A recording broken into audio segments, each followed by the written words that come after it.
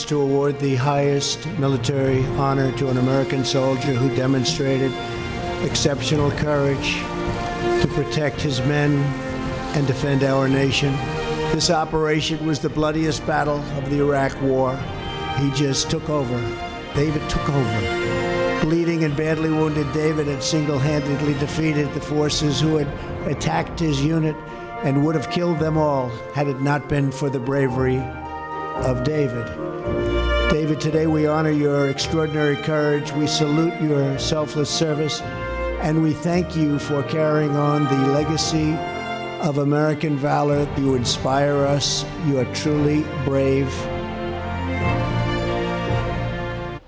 Good evening once again. It was a monumental day for a Western New York war hero who just made history.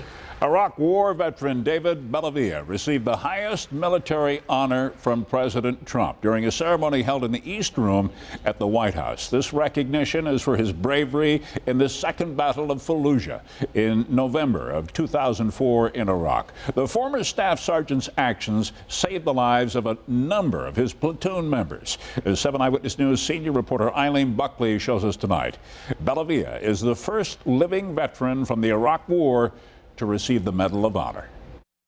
I present the Congressional Medal of Honor to Staff Sergeant David Bellavia. 15 years ago, David Bellavia worked to protect members of his platoon in Iraq. They searched house to house in the city of Fallujah, looking for the enemy when they were ambushed as bullets ripped through walls. But that's when the 29-year-old Bellavia went back inside by himself to protect other members of his unit. He entered into a dark house with several suicide jihads waiting. It was where Bellavia lost 4 in his platoon during the intense gun battle, but his actions saved more lives. And today, he became the first living veteran of the Iraq War to receive the Medal of Honor. President Trump presented it to him at the White House.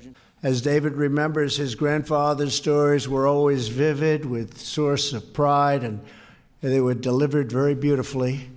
There was a nobility and purpose in the infantry, and David saw that at a very young age. I wanted to be what my grandfather was. David would often say, I wanted to be part of this noble adventure. Bellavia did not speak at the ceremony, but talked with reporters outside the White House. The Iraq War veteran has nothing to apologize for whatsoever. We served our country. We served and upheld the finest traditions and sometimes exceeded the finest traditions of any generation at war. I'm proud to be an Iraq War veteran. I'm proud to stand with the men and women who served in Iraq. And this entire thing is, I can't even comprehend it. Bellavia was joined by the 12 men who were with him the night of the battle.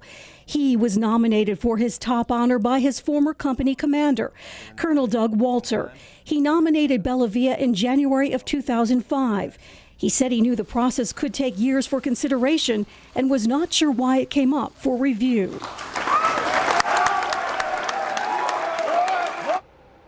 Bellavia, who is now a talk show host for WBEN Radio, has voiced how humble he is by the top military honor. He has written a book called House to House about his experience. Bellavia encourages other men and women to serve their country, and in never forgetting the men lost in his battle, he said they, quote, died for us. Eileen Buckley, 7 Eyewitness News.